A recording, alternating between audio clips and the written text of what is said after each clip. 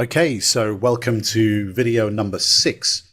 What we're going to be doing here now is moving on from historical volatility to future volatility, so forward-looking volatility, sometimes called implied volatility.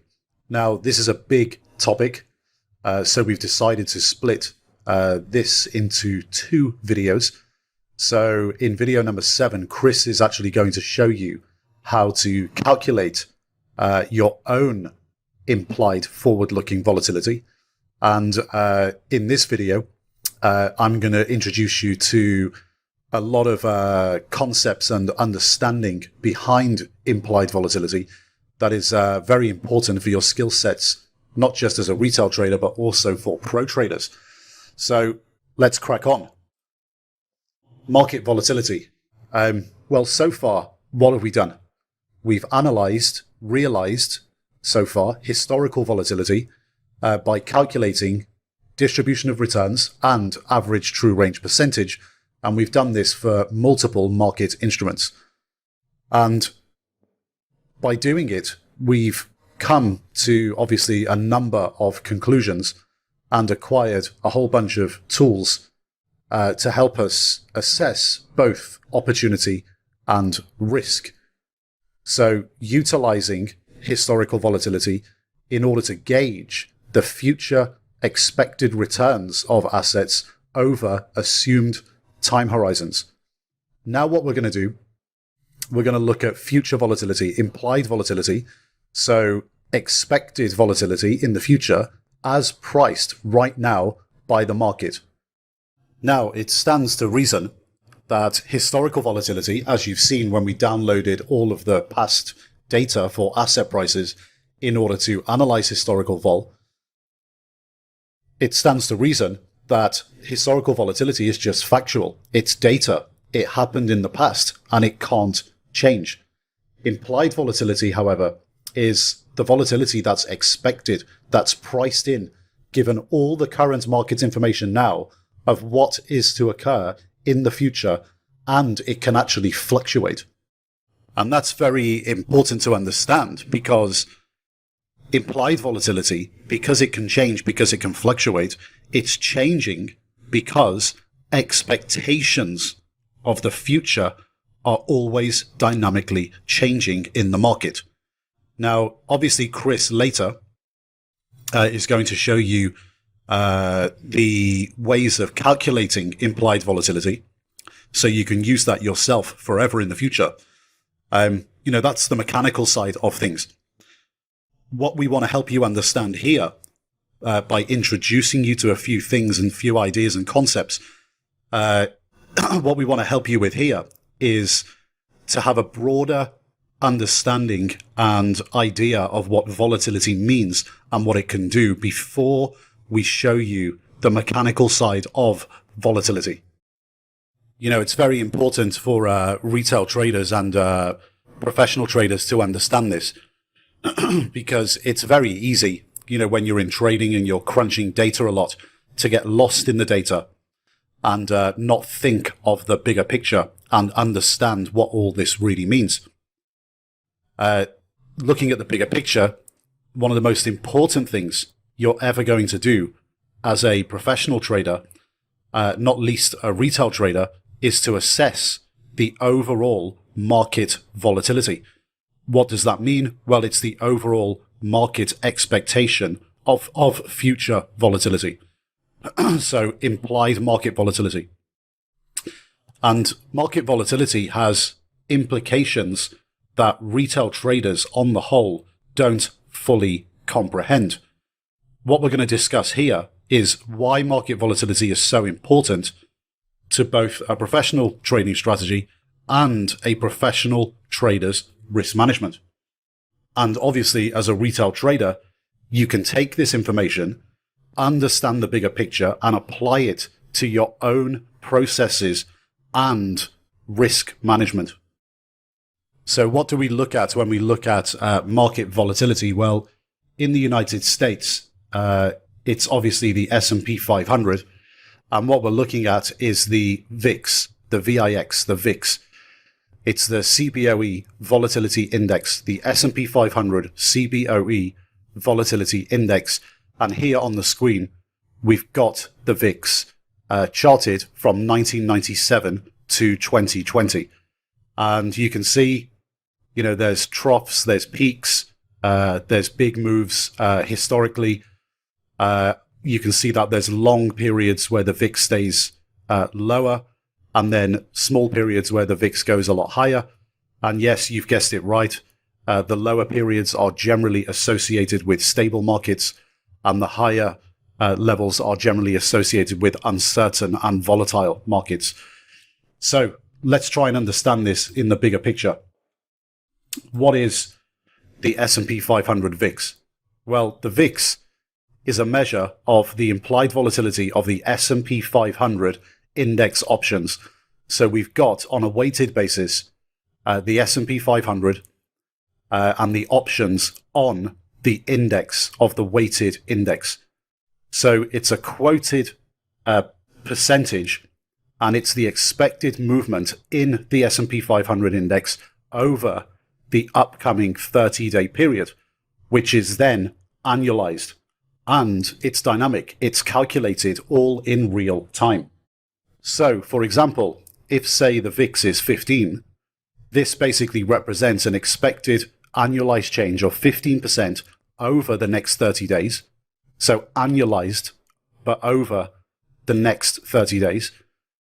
So we infer that the index option market expects that the S&P 500 will move up or down by 15 over the square root of 12, which gives us 4.33%.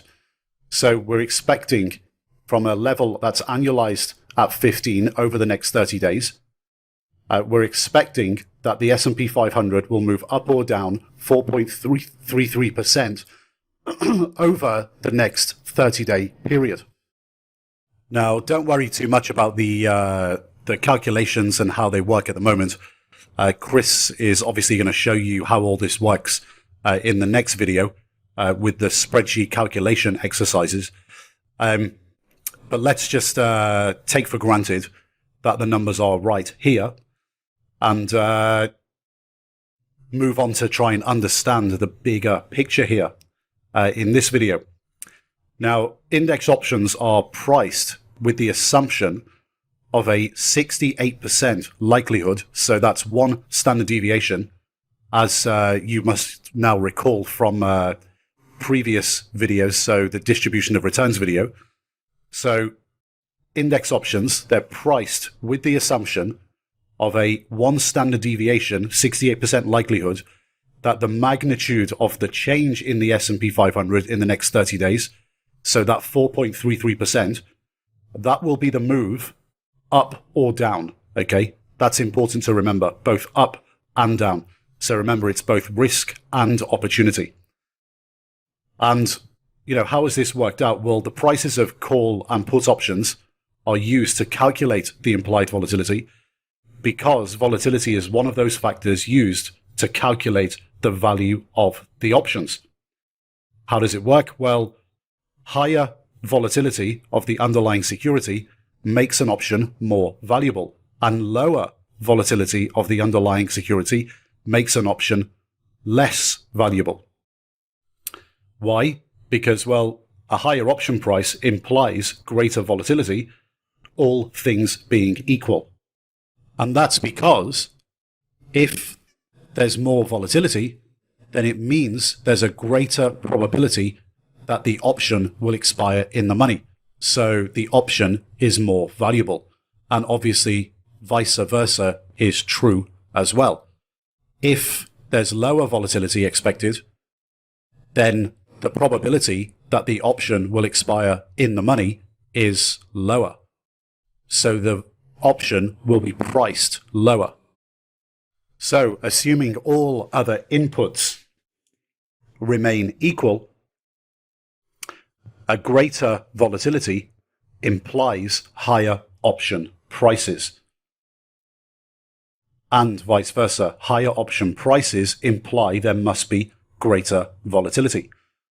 So why is this important? Well, The VIX is important because for traders and portfolio managers, they have live positions in the market. They are running portfolios, they're running positions with different strategies, and the bigger picture market environment is important, especially for risk management. It's often stated that, and I quote, volatility is a trader's best friend and a portfolio manager's worst enemy. So, for example, if there's an expectation that there's going to be more volatility in the market in the future, then this potentially creates more short-term trading opportunities in the market. And if there's an expectation that there's going to be less volatility in the market, then this creates less short-term trading opportunities in the market. So traders are therefore slaves to volatility.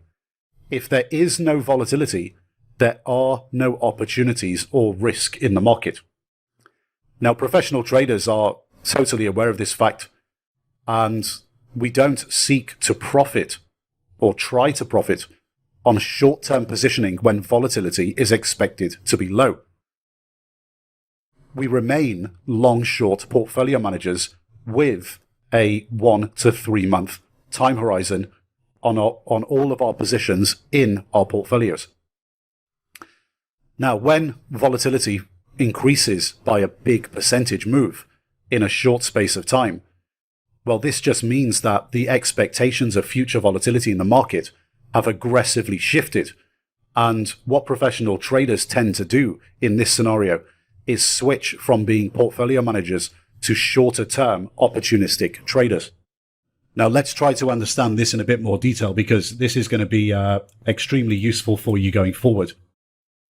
If you recall, when we did our daily distribution of returns analysis, so this is the historical realized analysis for distribution of returns that we looked at earlier in the video series for the S&P 500. When we looked at that, we realized that one standard deviation for the S&P 500 is 79% of cases, 79% of days. And that differs to a normal distribution of 68%. So we know when we look at a normal distribution that one standard deviation is 68% of times. But when we look at S&P 500 daily data historically, we know that one standard deviation occurs 79% of times. And if you recall, that's because the daily historical data of the S&P 500 is not normally distributed. It's peakier with fatter tails. Now, using this historical data as evidence, it means that basically professional traders, we must seek to be portfolio managers around 80% of the time and be short term, so over, say, a 1 day period or a 1 week period, shorter term traders no more than a maximum of 20% of the time. Now, introducing you to a concept here, because obviously this is dynamic. It changes all the time. It can fluctuate. When we're looking forward and we're looking at the VIX, we're looking at implied volatility. The VIX can move. Okay, so when S&P 500 index volatility, the VIX is moving, we say that it's in transition. So when it's in transition and it's rising, what are we likely to do as portfolio managers, traders? Well, what we're likely to do as pros when the S&P 500 index volatility, VIX, is in transition and rising, what we're likely to do is we're going to be switching from being portfolio managers and seek to take advantage of short-term, so daily and weekly opportunities. And then the reverse is true as well. When the VIX is in transition and falling, we're switching from being short-term, so day and week traders, and seeking to build portfolios, long-short portfolios, and becoming portfolio managers with a 1 to 3 month time horizon. So based on the hard evidence, the historical hard data, we know that we should probably be around 80% of the time portfolio managers, and a maximum 20% of the time much shorter term traders. We know that from the historical evidence.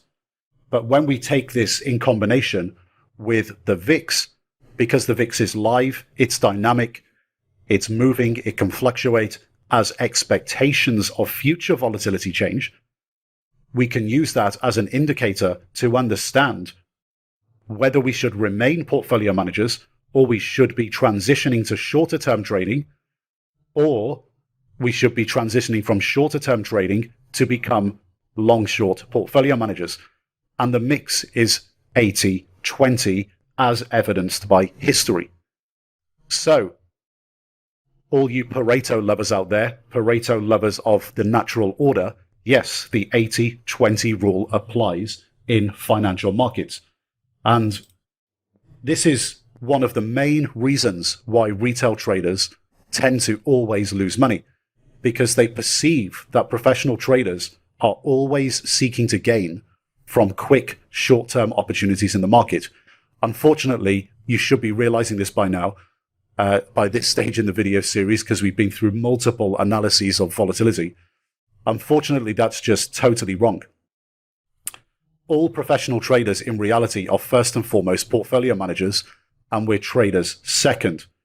And as we've seen in earlier videos in the video series, this general perception from retail traders is just down to misinformation from market participants that have an inherent conflict of interest. So brokers and charlatan trading educators. What they're doing is they're selling you an idea or a narrative to create a perception to make you trade and for them to sell products to you. They're not presenting you with the cold hard facts like we have in this video series. And more importantly, providing you with tools and education so you can actually fact gather yourself and make your own assessment. What's happening here, guys, is they're just keeping you unconsciously incompetent, keeping you ignorant. And ignorance keeps the wheel spinning and keeps them in business. So our interpretation of the VIX, given that it's a measure of both risk and opportunity, it shows us historical data, and the VIX in combination shows us that we should be portfolio managers in the vast majority of times throughout history, and we should expect to be portfolio managers throughout a long period or the vast majority of the future. But we need to be flexible enough. If we interpret the VIX properly, it means we have to be flexible enough that when expectations shift, that we do something about it. We manage our risk. We understand that when the VIX moves, we have to do something about it. We have to be active. Now, if volatility is a trader's best friend, why is it a portfolio manager's worst enemy? Well, let's run through an example here. So let's think about it from a theoretical level. And this does happen in practice as well, but obviously people's portfolios in practice are a lot more complicated. But let's try and understand the bigger picture and the concept here. If we take a $100,000 gross exposure portfolio, and let's assume that it's quite well diversified and it's a cash for cash portfolio. So the longs add up to $50,000 of exposure, and the shorts add up to $50,000 of exposure. And we've got 10 positions. So let's say we have 10% position sizes, or each position is going to be $10,000. Now, on a $100,000 gross exposure long-short portfolio, let's say it's made up and it's fairly representative of the S&P 500 volatility. So let's say it's made up of S&P 500 mega cap and large cap stocks. What's going to be the volatility of the P&L on a normal day? So on a normal day, we're talking within the bounds of one standard deviation. So we know from our distribution of returns analysis that a normal day is 79% of times. Well, that just means that 79% of times on a normal day, the volatility of the P&L of that portfolio is likely to be roughly, it's not going to be completely accurate, roughly 0.35%, so around $350. Now, what would happen if everything else remained the same and the expected volatility in the market, so implied volatility, the VIX, goes up from 15 to 30? Well, it means it's doubled. So 15% to 30% annualized. It's doubled. Let's say it's done that very quickly. Well, what happens? Well, the portfolio manager hasn't even done anything. Literally everything else remains the same, but market volatility has doubled. Expected future volatility goes up. What happens? Well, the magnitude of the P&L swings per day, each day, will double from $350 to $700, roughly speaking. Now, that just means that the portfolio manager is taking more risk without actually doing anything. And this is why volatility is a portfolio manager's worst enemy. So think about this with all the big players in the market. What do you think happens at the top institutions like, say, a Goldman Sachs or an active hedge fund manager that's managing billions of dollars? When they forecast, when they think that implied volatility is going to go up by 100% in the next few months, what are they going to do? Well, they're forecasting that they're going to need to be in transition. So what they will be doing is they'll usually buy some hedges, so maybe some puts if they're very long, and they're going to, at the same time, reduce their equities exposure by around 50%, and they're going to transition from being portfolio managers to becoming more short-term opportunistic traders. So from both an opportunity and risk management perspective, our time horizon becomes shorter, so that's the opportunity, and our position sizing becomes smaller because we have to control our risk. And as we've mentioned in the video series previously a number of times, risk and opportunity are two sides of the same coin. We have to take risk in order to get the opportunity. However, we've got to be active. We've got to be willing to react and do the right thing when situations occur that are out of our control and they dictate to us the approach that we as traders and portfolio managers have to take. In risk management of our portfolios, we've got to prepare for all eventualities. So we have to put preemptive risk management practices in place, and we've also got to be prepared to engage in reactive risk management practices so we can stand the best chance at long-term consistent profitability. Now, risk management practices, what you actually do in terms of designing your portfolios, how your portfolios should look, and also how you should react, etc. This is well beyond the scope of the IPLT video series. If you really want to do the work on that, you've got to progress further up the competency hierarchy by taking the PTM video series, where we go into a lot of detail on that. In the IPLT video series, we're introducing you to the concepts and practices of the way professional traders approach financial markets, so you can understand this properly and begin to emulate and climb from the bottom of the competency hierarchy to the next level. So when we think about this and think about the work and understanding that we've done on volatility so far, on market volatility, if you think about this in the context of our time horizon spectrum that we introduced you to earlier, what we're essentially doing here is we are operating in the 20 to 60 day time horizon for 80% of the time as a minimum, and sliding to shorter term trading down the time horizon towards the 1 day to 1 week time horizon, somewhere around there, a maximum of 20% of times. That's roughly what we should be doing, and our understanding of financial markets should dictate to us what our understanding is of our portfolio management approach. And this all should be starting to come together now, because we've looked at now 3 indicators. Obviously, Chris is going to show you how to calculate implied volatility in the next video, but we've looked at 3 measures, indicators of volatility, 2 historical, and in this video and the next video, 1 implied, so future volatility. We understand that future expectations of volatility can change. Therefore, we understand going forward that we have to be able to be flexible enough to slide out of the 20 to 60 day time horizon spectrum down to a shorter term time horizon when volatility is in transition going up, and then slide back from the shorter term to the 20 to 60 day time horizon when volatility is in transition and going down. This is how it works.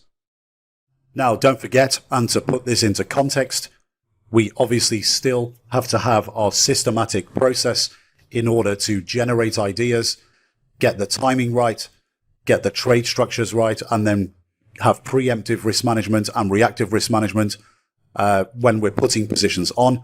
So, as you know, trade idea generation process, that comes from quantitative and qualitative fundamental processing to identify potential positions. Then a trade idea only becomes a trade idea when the timing is right for the volatility, the trade structure is right, and it fits nicely into our portfolio, and we have a risk management plan. So remember, it's not just about taking any position, any random position, and just throwing it in the portfolio. You still have to have a real process behind it, how you identify these positions. And obviously you can get that in other video series at ITPM. But for now, in the IPLT, we're obviously concentrating on the professional trader approach to financial markets to help you start to climb that competency hierarchy. And I'm going to introduce you to something now with an implied volatility that is going to help you a lot in the future when you're trading the financial markets and building portfolios. It's going to help you a lot. It's going to save you a ton of money over your lifetime. It can actually make you a ton of money over your lifetime as well. If you understand this properly, it's extremely useful. Obviously, Chris is going to help you with implied volatility calculations soon in the next video. But let's understand some bigger picture stuff here when it comes to implied volatility, and understand how professional traders use the market implied volatility to manage portfolio risk. Obviously, volatility, whether it's historical or implied, is a measure of both opportunity and risk. But how do professional traders actually use this to manage portfolio risk? Well, from our theoretical portfolio earlier, the $100,000 portfolio, we noted that if the VIX rose from, say, 15 to 30, that it's actually doubled. And the trader hasn't done anything. That means the trader's risk has gone up. Without the trader doing anything, it's out of their control. And they have to react to that. And in the real world, they do. And this is all back of the envelope stuff. You know, there's no exact accurate answer here. But when you see the VIX going up by around 25%, it means that the portfolio risk of the entire world has just gone up by 25%. If it drops by 25%, it means the portfolio risk of the entire world has just gone down by 25%. Think about it. These portfolios are not just retail traders' portfolios. Retail traders are a very low percentage of the market. It's also the portfolios of big hedge funds, pension funds, mutual funds, and also the inventory that investment banks are holding. And, you know, this is why when you see the VIX move in a big way, you see the market move in a big way, both up and down, because market participants are de-risking. It's pretty obvious what we should be trying to do here, if this is the case. We should be aiming to de-risk before them. Now, believe it or not, the vast majority of market participants, even professionals, are actually very slow to de-risk. They tend to only do it when they're forced to take action. And, you know, obviously every institution has slightly different approaches, but it's all very similar. And believe it or not, they're actually slow to do it. When you think of the size of a lot of these organizations, a lot of the time when the VIX moves, these guys are sitting in committee meetings deciding what to do with their portfolios. And it can take them a long time to decide what to do unless they have a very, very flat management structure and they're very quick to move.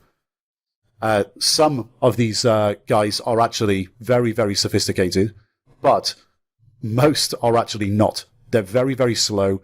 They bang heads, at different levels of management. They sit in committee meetings, and sometimes it can take them weeks to decide what to do. If they decide in days, that's a good outcome. If they decide in weeks, that's a bad outcome because the VIX can move very, very quickly when expectations shift. Now, what this does is it creates short-term trading opportunities for us. But to do that, we have to have cash or margin available to take advantage of the opportunities. And this is exactly why we look to transition first and get ahead of the game. The way you should think about this is almost like a traffic light system. So if you think of a traffic light, red, amber, green, think of a traffic light system and, let's call it the volatility traffic light system. So let's say the traffic light system is on red. It basically means volatility is falling, okay? What are we likely to do? We're likely to become more of a portfolio manager. When volatility is in transition, we can think of that as the amber stage, okay? So let's say volatility is actually in a transition zone where it's now going higher, okay? What's going to happen? Well, we're going to end up getting a green signal. So let's say it goes up by 25% or more. Roughly speaking, that is the shorter term trading zone, the day trading or the 1 week zone, because risk has gone up 25% across the board. And we know these guys are going to react. We know they're going to start de-risking, okay? And when we go back into the amber zone, where volatility is falling 25%, we go back into the transition zone and we become, when it goes back onto red, a portfolio manager. Now, of course, there's things that we can do, but these are just kind of like best practices. We can do a multitude of things, okay? These are just kind of best practices. They're not rules, okay? You can do a lot of other things as well. But, if you think about these things and they're in your mind when you see volatility move, you're probably going to react. You're probably going to do something positive. This is called staying in motion, making sure that you're not the rabbit in the headlights or the rabbit in the traffic lights, as it were. So let's look at this. So when index volatility is in transition and rising, we should probably think about taking some steps. What type of steps can we take? Well, we can obviously reduce our risk. We reduce the amount of positions in the portfolio by, say, around half. So let's say you've got 10 positions, you might reduce it to 5.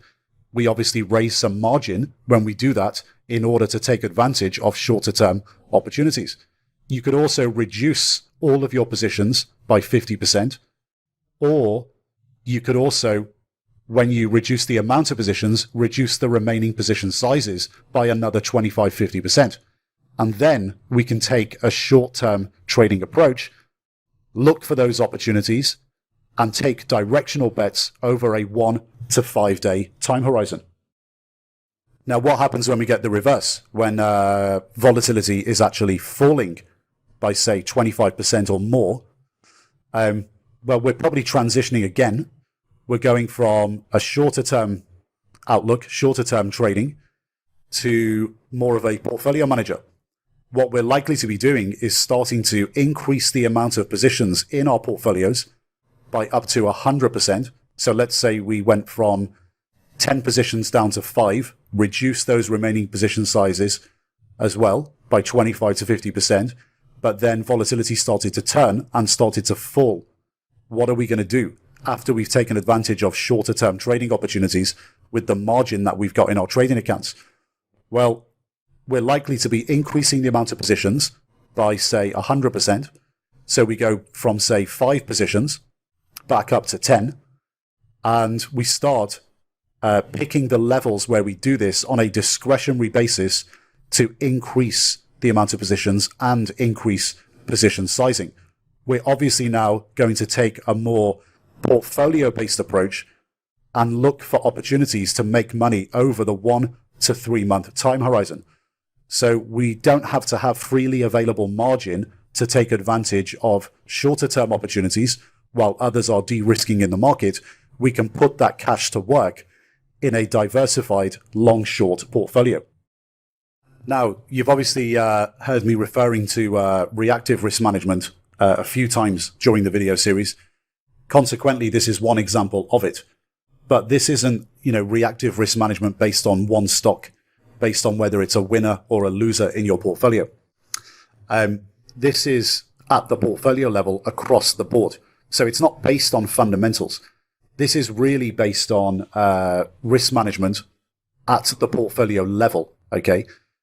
So what you're doing here is just reducing positions and position sizes, so your exposure when vol is going up, and increasing the number of positions and position sizes and your exposure when vol is falling. And you're doing that indiscriminately. You're not looking at the individual stocks and thinking, okay, well, I really like this stock, so I'm going to keep it. I'm going to keep it the position size, the size that it was before market volatility went through the roof. It's all irrelevant because the dollars that you've got in that one position and in all positions in your portfolio, as we looked at earlier, the daily P&L moves have gone up significantly without you doing anything. Therefore, the risk has gone up without you doing anything.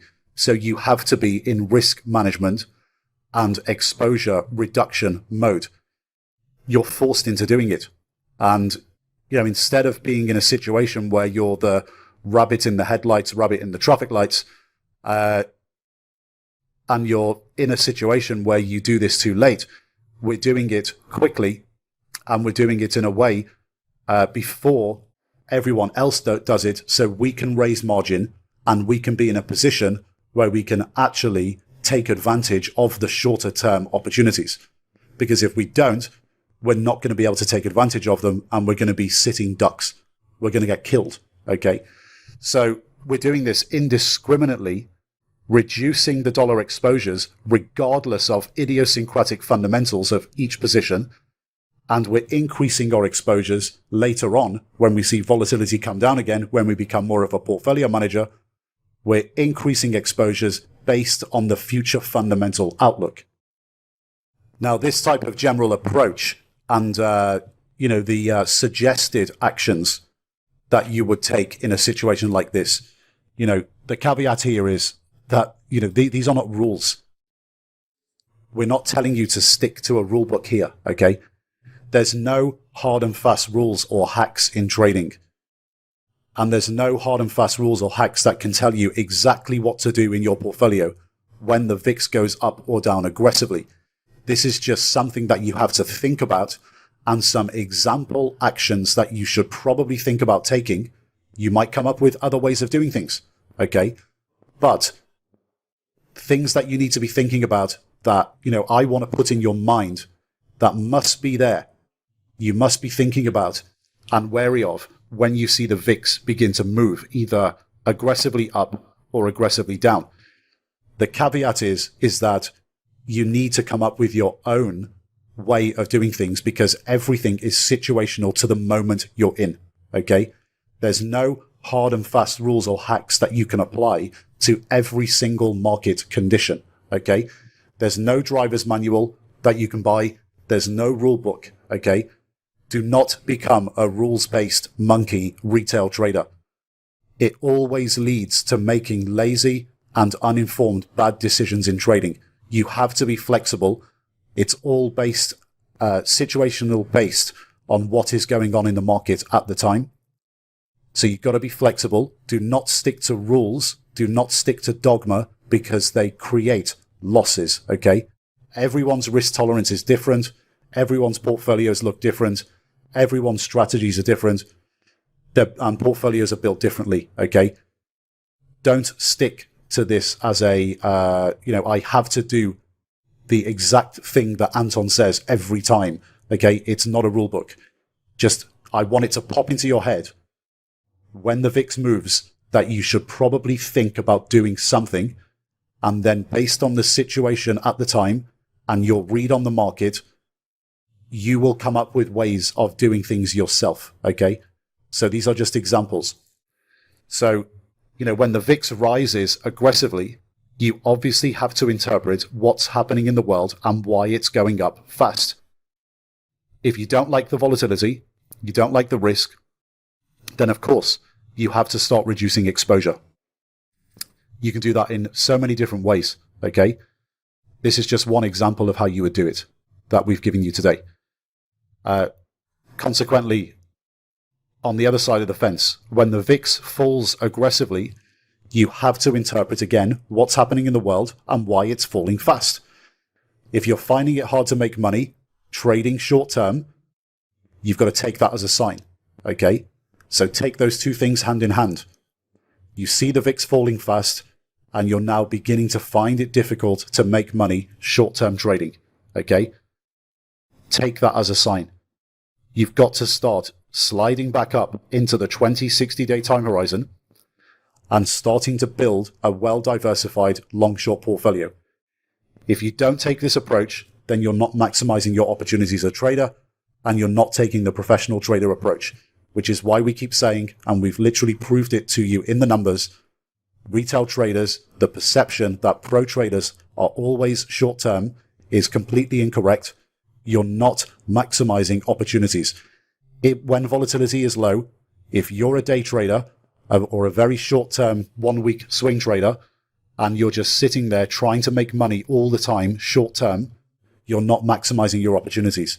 You need to slide up the scale. Vice versa. If you're a portfolio manager and you're in the 20 to 60-day time horizon and you see the VIX starting to rally hard, if you sit there and do nothing and you don't raise margin and you don't take advantage of short-term trading opportunities, and that's up to the maximum 20% of times, you are not maximizing your opportunities as a portfolio manager, as a trader, as a pro. Okay. Now, from a retail trader perspective and the IPLT outlook and what we're trying to teach you here, this is how professional traders do things. Okay. They are 80% of the time minimum portfolio managers, 20-60-day time horizon, sliding down the scale when volatility increases, in transition, raising cash, becomes shorter term, opportunistic traders on a 1 day to 1 week basis, and then they slide back when the VIX falls. Okay, in the IPLT video series, we're introducing to these concepts so they're firmly in your mind, so you understand how financial markets work, how professional traders do things, and how to emulate professional traders in your retail trading accounts. Now, you have to be very careful how you interpret the VIX, because a lot of people do misinterpret it. You'll hear in the media a lot that the VIX is often called the fear index. People often confuse that to mean that if the VIX goes up, that the market must go down. It's just not mathematically true, okay? But before we get onto that, the VIX is called the fear index really because portfolio managers fear that because implied volatility is going up, the P&L volatility of their portfolios will go up. So they're not fearing that the market must go down. They're fearing that there's going to be more volatility in their portfolio, profit and loss. That's what they fear the most, and that's why it's called the fear index. Not that they fear that the market will go down. And mathematically, by definition, if the VIX goes up, the market can also go up, because the VIX is a measure of future volatility in either direction. It's not just a measure of volatility in one direction. So it doesn't automatically, mathematically mean that if the VIX goes up, that the market must go down. And if the VIX goes down, the market must go up. And additionally, it definitely doesn't mean that if the VIX goes up, that the market has to go down and it goes down by a certain amount. And vice versa. If the VIX goes down, the market therefore has to go up and it goes up by a certain amount. People really misinterpret this and think that there's some sort of strong correlation that they have to trade based on the direction of the VIX. What happens is that it leads to people thinking that the VIX itself is a hedge to their portfolios. And, people think to themselves, well, why not just buy a VIX product, a VIX ETF derivative product, or derivatives on derivatives, a VIX ETF option to hedge their stock and stock option portfolios? Well, Chris Quill has done a lot of work on this, and he can show you why you definitely should not take this approach. So if you go to the download section of this video, you'll see a PDF file that you can read in your own time.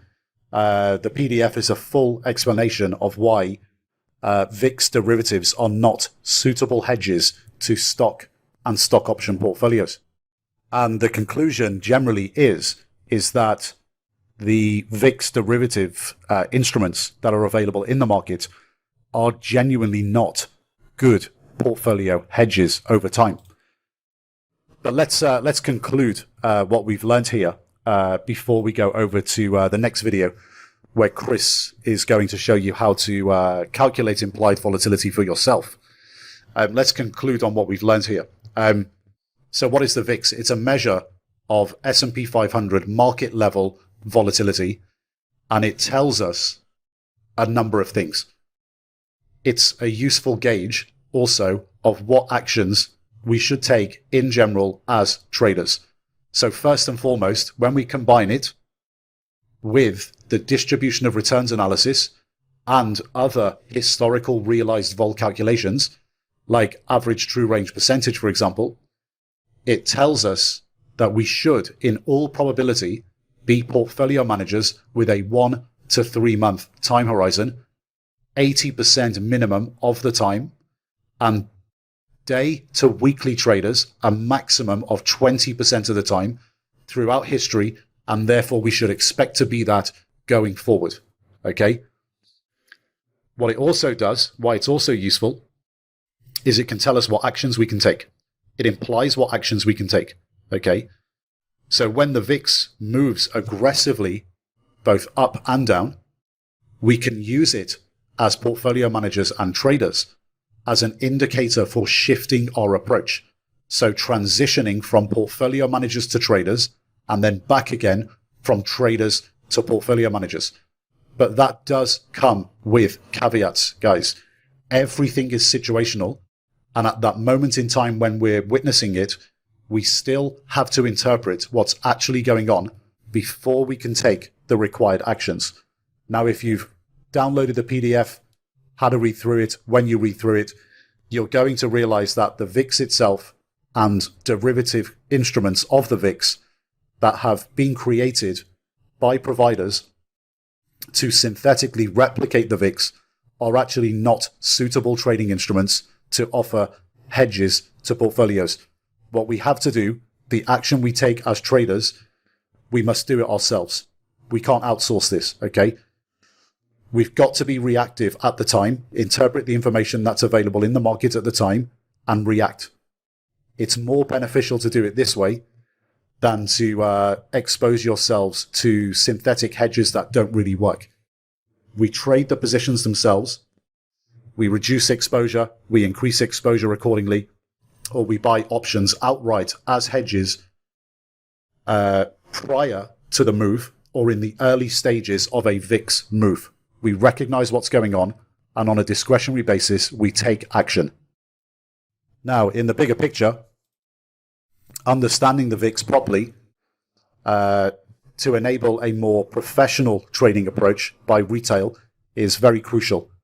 And this is why, retail traders never really obtain a level of understanding that's required in this area to really understand the professional approach and the approach that they need to take to get and maintain consistent profitability. They just have massive drawdowns on concentrated bets and blow up all the time, okay?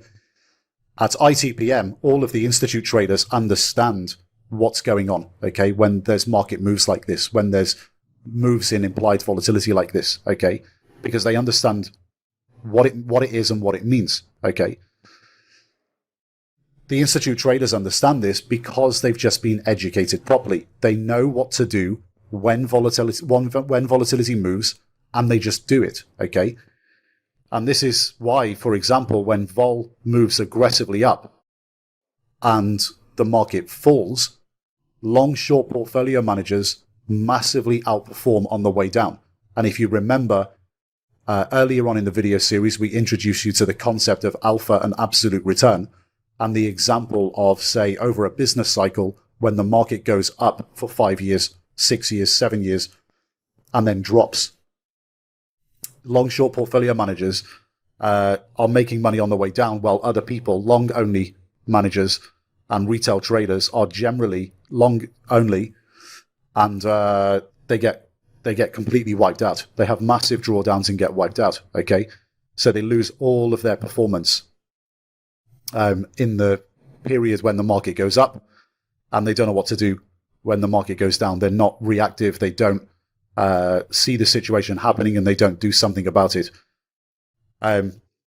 So this is what it's all about, guys. Long-short portfolio managers, if you choose the risk that you want to take on the way up, and that's a higher level of the market risk, so the VIX risk, okay? If you choose a higher level of risk in your portfolio on the way up, you will outperform the market on the way up. But if you're long short and the market falls because volatility goes through the roof, if you know what to do, you will outperform on the way down massively, okay? So, then we turn a corner. And when vol moves aggressively down and the market begins to bottom or rally, long-short portfolio managers will transition back, okay, and build portfolios where, again, they choose a higher level of risk than the market risk, and then again outperform on the way up. So this is, understanding financial markets from a retail perspective. This is kind of like 101 stuff for pro traders.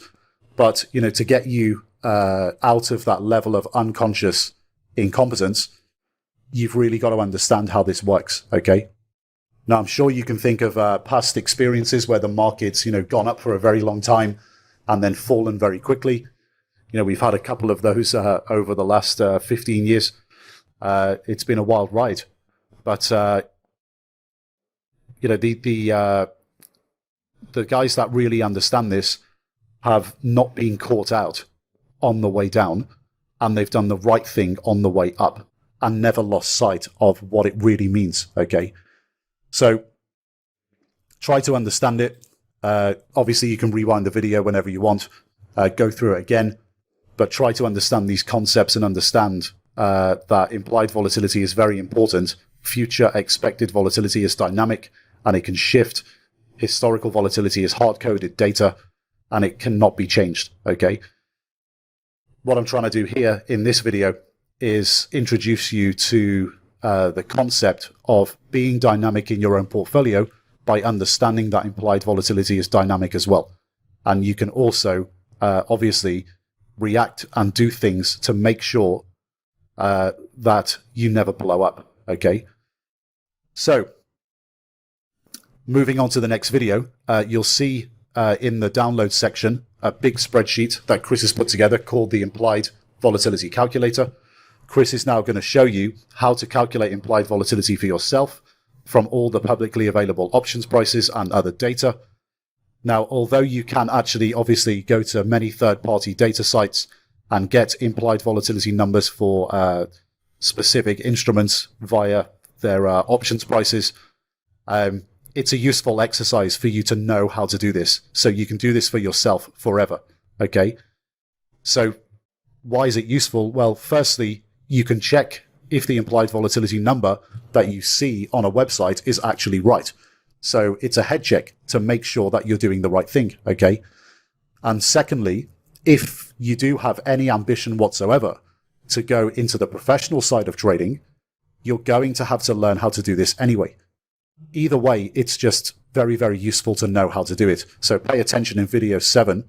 Once you know how to do it, you can obviously do it yourself forever without having to rely on anyone else or a third party to do the work for you.